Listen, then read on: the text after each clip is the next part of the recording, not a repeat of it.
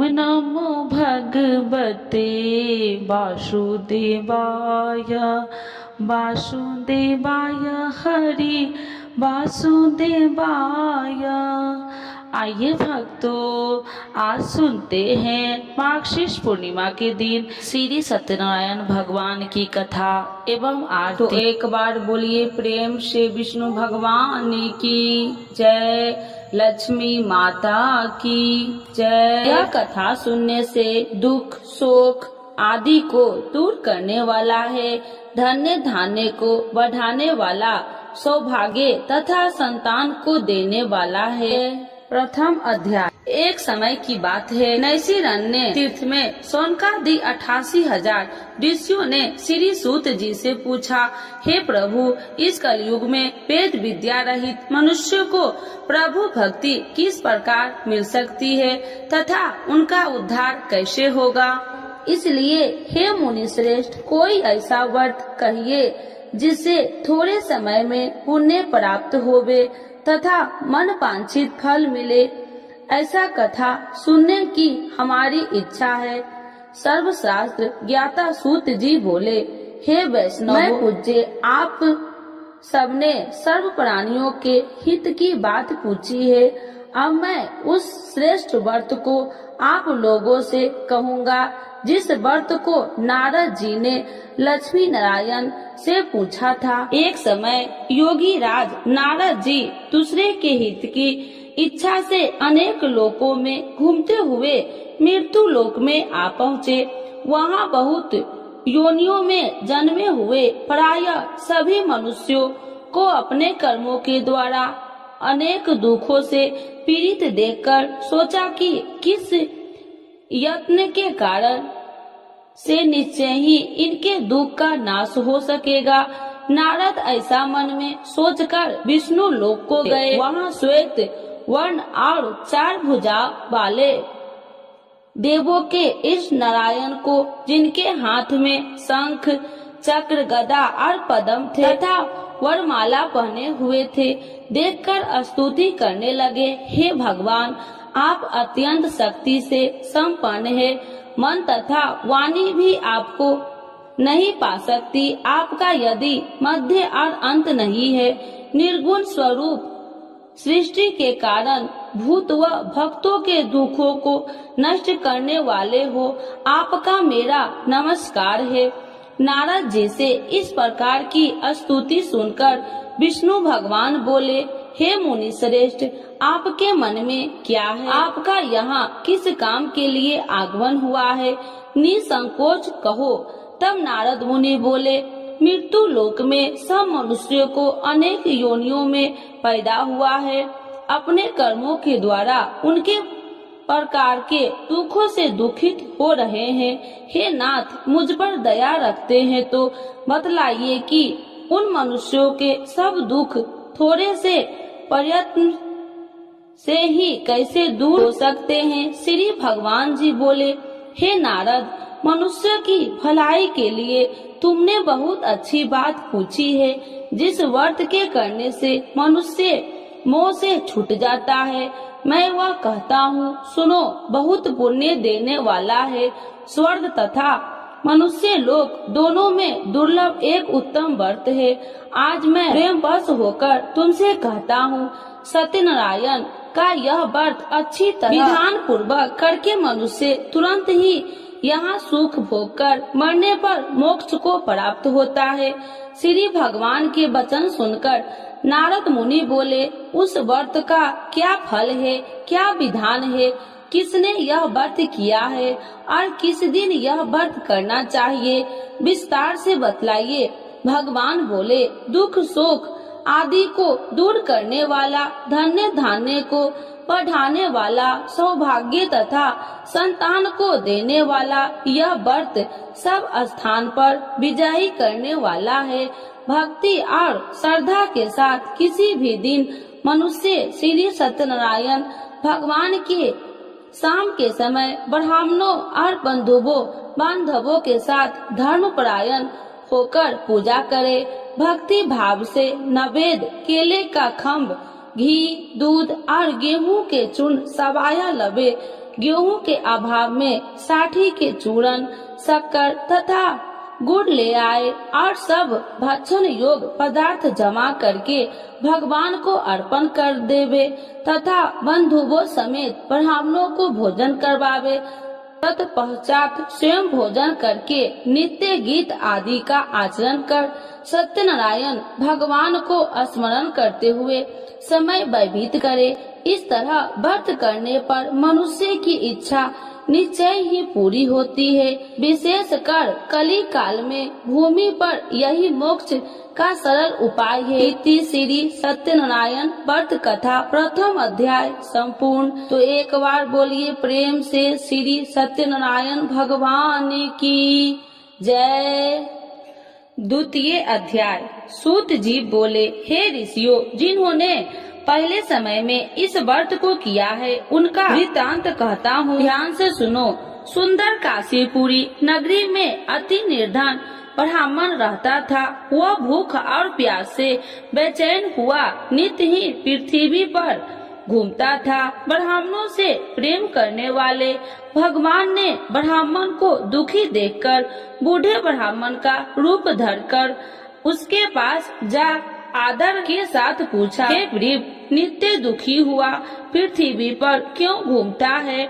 हे श्रेष्ठ ब्राह्मण, यह सब मुझसे कहो, मैं सुनना चाहता हूँ। ब्राह्मण बोला, मैं बहुत निर्धन ब्राह्मण हूँ, भिक्षा के लिए पृथ्वी पर फिरता हूँ। हे भगवान, यदि आप इसका उपाय जानते हैं तो कृपा कर कहो। वृद्ध ब्राह्मण बोला कि सत्यनारायण भगवान मनोवांछित फल देने वाले हैं, इसीलिए हे ब्राह्मण, तू उनका पूजन कर, जिसके करने से मनुष्य सब दुखों से मुक्त होता है। ब्राह्मण को व्रत का सारा विधान बतलाकर बूढ़े ब्राह्मण का रूप धारण करने वाले सत्यनारायण भगवान अंतर ध्यान हो गए। जिस व्रत को वृद्ध ब्राह्मण ने बतलाया, मैं उसको अभ्यास करूंगा। यह निश्चय करने पर उस ब्राह्मण को भी नींद न आई। वह सवेरे के लिए चला। उस दिन उसको भिक्षा में बहुत सा धन मिला, जिससे बंधु बांधवों के साथ उसने सत्यनारायण का व्रत किया। उसके करने से वह ब्राह्मण सब दुखों से छूटकर अनेक प्रकार की संपत्तियों से युक्त हुआ। उस समय से वह ब्राह्मण हर मास व्रत करने लगा। इस तरह सत्यनारायण भगवान के व्रत को जो करेगा सब पापों से छूटकर मोक्ष को प्राप्त होगा। आगे जो पृथ्वी पर सत्यनारायण का व्रत करेगा वह मनुष्य सब दुखों से छूट जाएगा। इस तरह नारद जी ने सत्यनारायण का कहा हुआ यह व्रत तुमने कहा, हे वृप, अब मैं और क्या कहूँ? ऋषि बोले, हे मुनि श्रेष्ठ, संसार में इस ब्राह्मण से सुनकर किस किस ने इस व्रत को किया, हम सब वह सुनना चाहते हैं। इसके लिए हमारे मन में श्रद्धा है। सूत जी बोले, हे मुनियों, जिसने इस व्रत को किया है वह सब सुनो। एक समय वह ब्राह्मण धन और ऐश्वर्य के अनुसार बंधु बांधवों के साथ व्रत करने को तैयारी हुआ। उसी समय एक लकड़ी बेचने वाला बूढ़ा आदमी आया और बाहर लकड़ियों को रखकर ब्राह्मण के मकान में गया। प्यास से दुखी लकड़हारा उनको व्रत करते देखकर ब्राह्मण को नमस्कार करके पूछने लगा कि आप यह क्या कर रहे हैं और इसके करने से क्या फल मिलता है, कृपया करके मुझसे कहो। ब्राह्मण ने कहा, सब मनोकामनाओं को पूरा करने वाला यह सत्यनारायण भगवान का व्रत है। इसकी ही कृपा से मेरे यहाँ धन्य धान्य आदि की वृद्धि हुई है। ब्राह्मण से व्रत के बारे में जानकर लकड़हारा बहुत प्रसन्न हुआ। चरणामृत ले और प्रसाद खाने के बाद अपने घर को आया। लकड़हारे ने मन में इस प्रकार का संकल्प किया कि आज ग्राम में लकड़ी बेचने से जो धन मिलेगा उसी से सत्यनारायण देव का उत्तम व्रत करूँगा। यह मन में विचार कर वह बूढ़ा लकड़हारा लकड़ियाँ अपने सिर पर रखकर जिस नगर में धनवान लोग रहते थे वह ऐसे ही सुंदर नगर में गया। उस दिन वहाँ पर बूढ़े को उन लकड़ियों का दाम पहले दिनों से 100 गुना मिला। तब वह बूढ़ा लकड़हारा दाम ले और अति प्रसन्न होकर पक्के केले की फली, शक्कर, घी, दूध, दही और गेहूं का चूर्ण इत्यादि सत्यनारायण भगवान के व्रत को कुल सामग्रियों को लेकर अपने घर गया। फिर उसने अपने भाइयों को बुलाकर विधि के साथ भगवान का पूजन और व्रत किया। उस व्रत के प्रभाव से बूढ़ा लकड़हारा धन धान्य आदि से युक्त हुआ और संसार के समस्त सुख भोगकर वैकुंठ को चल गया। इति श्री सत्यनारायण व्रत कथा 2य अध्याय संपूर्ण। तो एक बार बोलिए प्रेम से श्री सत्यनारायण भगवान की जय। 3य अध्याय। श्री सूत जी बोले, हे श्रेष्ठ मुनियों, अब मैं आगे की एक कथा कहता हूँ। प्राचीन काल में उल्का मुख नाम का एक महान ज्ञानी राजा था। वह जितेंद्रिय और सत्यव्रता था। प्रतिदिन मंदिरों में जाता तथा गरीबों को धन देकर उनके दुख दूर करता था। उसकी पत्नी कमल के समान सुंदर मुख वाली और सती साध्वी थी। एक दिन भद्रशिला नदी के तट पर वे दोनों विधि विधान से सहित श्री सत्यनारायण भगवान का व्रत कर रहे थे। उस समय वहाँ साधु नामक एक वैश्य आया। उसके पास व्यापार के लिए बहुत सा धन था। वह वैश्य नाम को नदी के किनारे पर ठहराकर राजा के पास आया। राजा को व्रत करते हुए देखकर उसने विनय पूर्वक पूछा, हे राजन, यह आप क्या कर रहे हैं? मेरी सुनने की इच्छा है, कृपया आप यह मुझे भी समझाइए। महाराज उल्का मुख ने कहा, हे साधु वैश्य, मैं अपने बंधु बांधवों के साथ पुत्र की प्राप्ति के लिए श्री सत्यनारायण भगवान का व्रत व पूजन कर रहा हूँ। राजा के वचन सुनकर साधु नामक वैश्य ने आदर से कहा, हे राजन, मुझे भी इसका संपूर्ण विधि विधान बतलाइए। मैं भी आपके कहे अनुसार इस व्रत को करूँगा।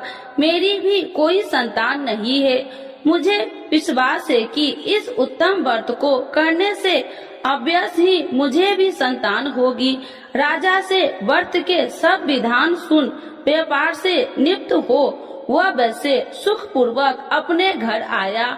उसने अपनी पत्नी को संतान देने वाले उस व्रत के विषय में सुनाया और प्रण किया कि जब मेरे संतान होगी तब मैं इस व्रत को करूँगा। वैश्य ने यह वचन अपनी पत्नी लीलावती से भी कहे। एक दिन उसकी पत्नी लीलावती श्री सत्यनारायण भगवान की कृपा से गर्भवती हो गई। 10वें महीने में उसने एक अति सुंदर कन्या को जन्म दिया। दिनों दिन वह कन्या इस तरह बढ़ने लगी जैसे शुक्ल पक्ष का चंद्रमा बढ़ता है। कन्या का नाम उन्होंने कलावती रखा। तब लीलावती ने मीठे शब्द में अपने पति को याद दिलाया कि आपने जो भगवान का व्रत करने का संकल्प किया था अब आप उसे पूरा कीजिए। साधु वैश्य ने कहा, हे प्रिय, मैं कलावती के विवाह पर इस व्रत को करूँगा। इस प्रकार अपनी पत्नी को विश्वास दे वह व्यापार करने विदेश चला गया। कलावती पितृगृह में वृद्धि को प्राप्त हो गई। लौटने पर साधु ने जब नगर में सखियों के साथ अपनी वयस्क होती हुई पुत्री को खेलते देखा तो उसने उसके विवाह की चिंता हुई। तब उसने एक दूत को बुलाकर कहा कि उसकी पुत्री के कोई सुंदर वर देखकर लाए। दूत साधु नामक वैश्य आज्ञा पाकर कंचन नगर पहुंचा और देखा भालकर वैश्य की कन्या के लिए एक श्रृंगे वनिक पुत्र ले आया। उस सुंदर लड़के के साथ साधु नामक वैश्य ने अपने बंधु बांधवों सहित प्रचित होकर अपनी पुत्री का विवाह कर दिया। दुर्भाग्य से वह विवाह के समय श्री सत्यनारायण भगवान का व्रत करना भूल गया। इस पर श्री सत्यनारायण अत्यंत क्रोधित हो गए। उन्होंने वैश्य को श्राप दिया कि तुम्हें दारुण दुख प्राप्त होगा, और फिर अपने कार्यों में कुशल हुआ वैश्य अपने दामाद सहित नाव पर बेड़ा लेकर व्यापार करने के लिए सागर के समीप स्थित रत्न सारनपुर नगर में गया। रत्न सारनपुर चंद्रकेतु नामक राजा राज करता था। दोनों ससुर जमाई चंद्रकेतु राजा के उस नगर में व्यापार करने लगे। एक दिन भगवान श्री सत्यनारायण की माया से प्रेरित एक चोर राजा चंद्रकेतु का धन चुराकर भाग रहा था। राजा के दूत को अपने पीछे तेजी से आते देखकर चोर ने घबराकर राजा को धन को वैश्य की नाव में चुपचाप रख दिया। वहाँ से ससुर जमाई ठहरे हुए थे और भाग गया। जब दूत ने उस वैश्य के पास राजा के धन को रखा देखा तो उन्होंने उस ससुर दामाद को ही चोर समझा। वे उन ससुर दामाद को दोनों को बांधकर ले गए और राजा के समीप जाकर बोले, आपका धन चुराने वाला ये दोनों चोर हम पकड़कर लाए हैं, देखकर आज्ञा दे। तब राजा ने बिना उस वैश्य की बात सुने उन्हें कारागार में डालने की आज्ञा दे दी। इस प्रकार राजा की आज्ञा से उनको कारावास में डाला दिया गया तथा उनका सारा धन भी छीन लिया गया। श्री सत्यनारायण भगवान के श्राप के कारण उस वैश्य की पत्नी लीलावती व पुत्री कलावती भी घर पर बहुत दुखी हुई। उनका सारा धन चोर चुरा कर ले गए। मानसिक व शारीरिक पीड़ा तथा भूख प्यास से अति दुखी हो भोजन की आस में कलावती एक ब्राह्मण के घर गई। उसने ब्राह्मण को श्री सत्यनारायण भगवान का व्रत विधि पूर्वक करते देखा। उसने कथा सुनी और श्रद्धा पूर्वक प्रसाद ग्रहण कर रात को घर आई। माता ने कलावती से पूछा, हे पुत्री, तू अब तक कहाँ रही? मैं तेरे लिए बहुत चिंतित थी। माता के शब्द सुन कलावती बोली, हे माता, मैंने एक ब्राह्मण के घर श्री सत्यनारायण भगवान का व्रत होते देखा और मेरी भी उस उत्तम व्रत को करने की इच्छा है। माता ने कन्या के वचन सुनकर श्री सत्यनारायण भगवान के पूजन की तैयारी की। उसने बंधुओं सहित श्री सत्यनारायण भगवान का पूजन व व्रत किया और वर मांगा कि मेरे पति और दामाद शीघ्र ही घर लौट आए।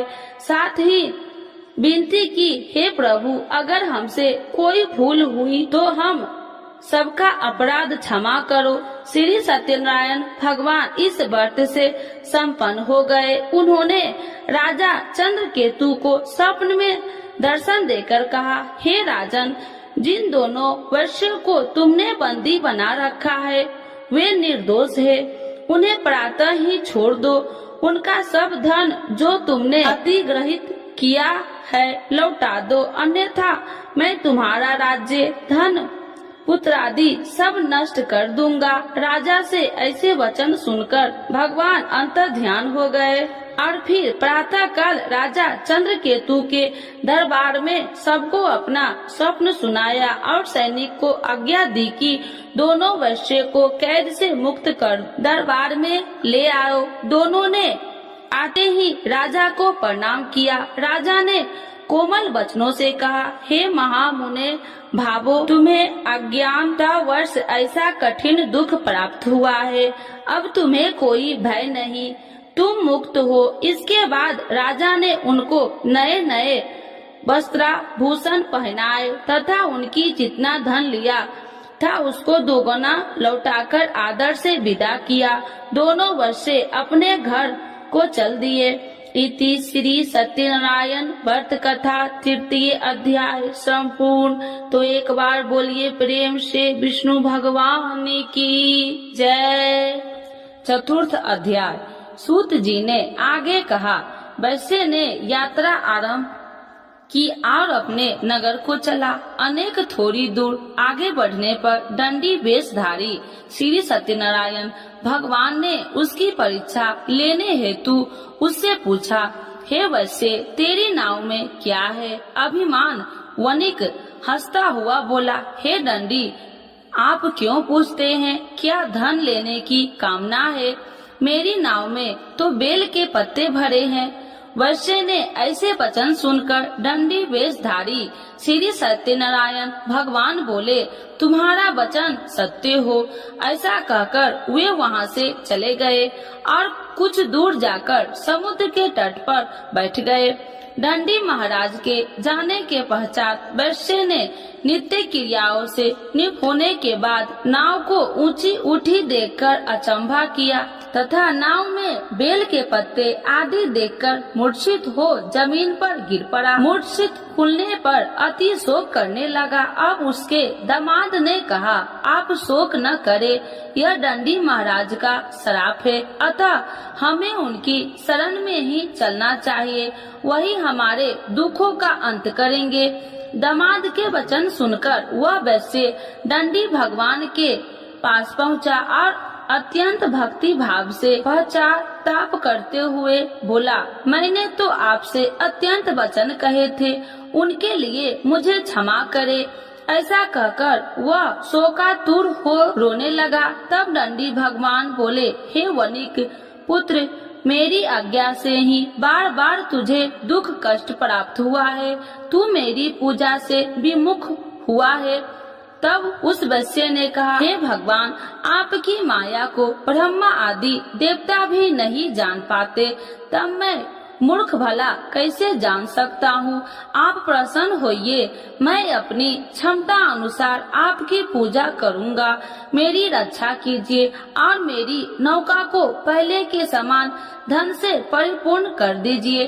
उसके भक्ति से परिपूर्ण वचन सुनकर श्री सत्यनारायण भगवान प्रसन्न हो गए और उसकी इच्छा अनुसार वर देकर अंतर ध्यान हो गए।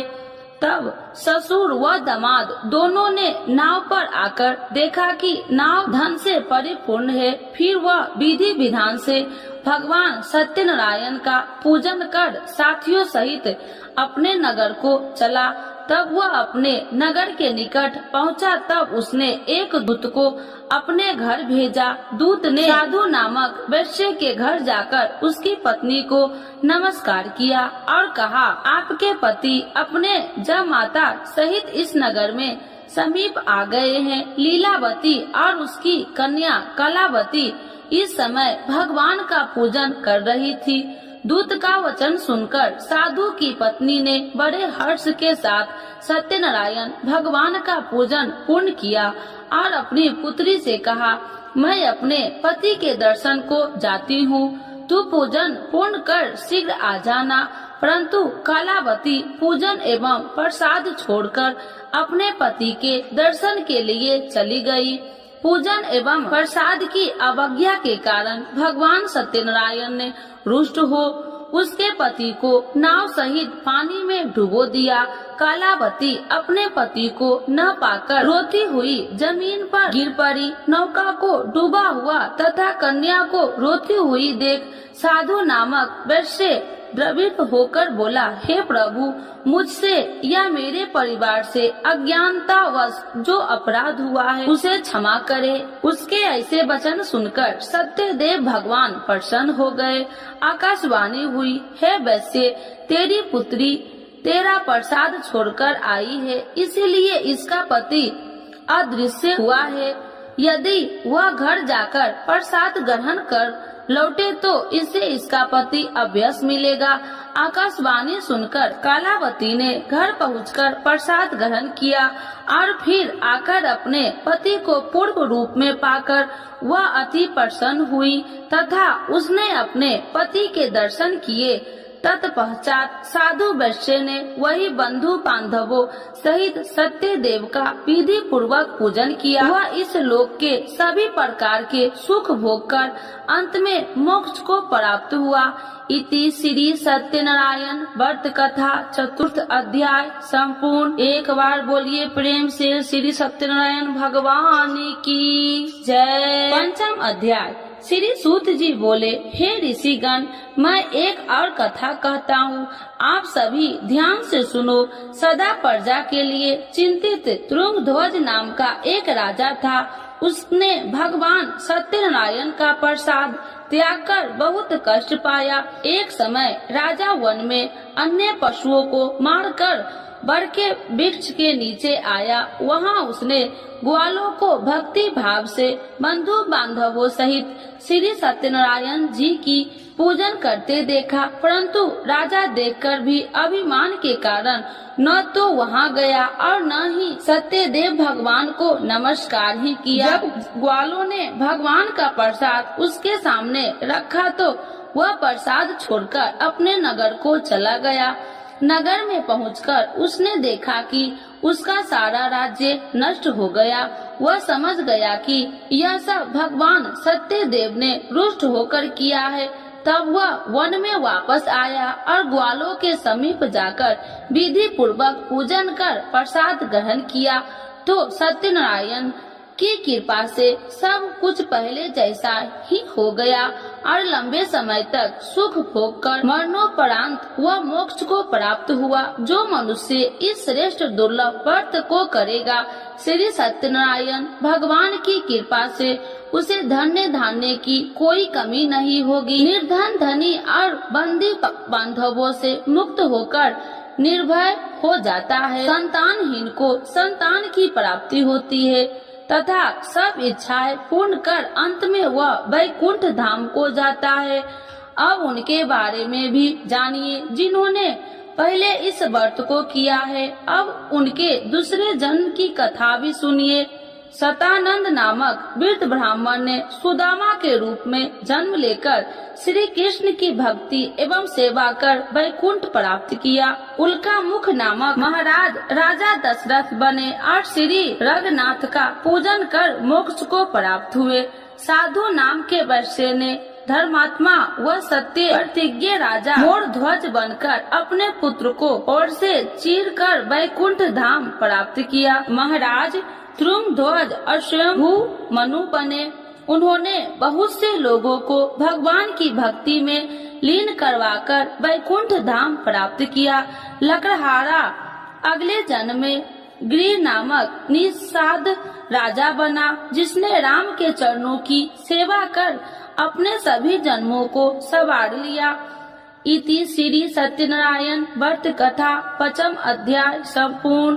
तो एक बार बोलिए प्रेम से भगवान श्री सत्यनारायण की जय। आरती श्री सत्यनारायण जी की जय। लक्ष्मी रमीना श्री जय लक्ष्मी रमीना सत्यनारायण स्वामी जनिपात की हरिना जय लक्ष्मी रमीना रत्न जरित सिंहासन अद्भुत छवि राजे स्वामी अद्भुत छवि राजे नारद करत निरंजन घंटा ध्वनि बाजे ओम जय लक्ष्मी रमीना प्रगट भरे कलिकारणी दिज को दरस दियो स्वामी दिज को दरस दियो बूढ़ो ब्राह्मण बन कर कंचन महल कियो जय लक्ष्मी रमीना दुर्लभ भील कठारो इन पर कृपा करी स्वामी इन पर कृपा करी चंद चूर एक राजा जिनकी विपत्ति हरी जय लक्ष्मी रमीना वैश्य मनोरथ पायो सरदा तज दिन्ही स्वामी सरदा तज दिन्ही सौ फल भोग प्रभु जी फिर स्तुति किन्नी ओम जय लक्ष्मी रमना भाव भक्ति के कारण छिन छिन रूप धरियो स्वामी छिन छिन रूप धरियो सरिधा धारण किन्ही सरिधा धारण किन्ही तिनको काज सयो ओम जय लक्ष्मी रमना ग्वाल बाल संग राजा बन में भक्ति करी स्वामी बन में भक्ति करी मन वांछित फल दिन्हो दीन दयाल हरि जय लक्ष्मी रमना चढ़त प्रसाद सबाय कदली फल में बा स्वामी कदली फल में बा धूप दीप तुलसी से राजी सत्य देवा ओम जय लक्ष्मी रमना। श्री सत्यनारायण जी की आरती जो कोई नर गावे स्वामी जो कोई नर गावे कहत शिवानंद स्वामी मन वांछित फल पावे जय लक्ष्मी रमना स्वामी जय लक्ष्मी रमना। श्री सत्यनारायण भगवान की जय विष्णु भगवान की जय सर्व देवी देवताओं की जय।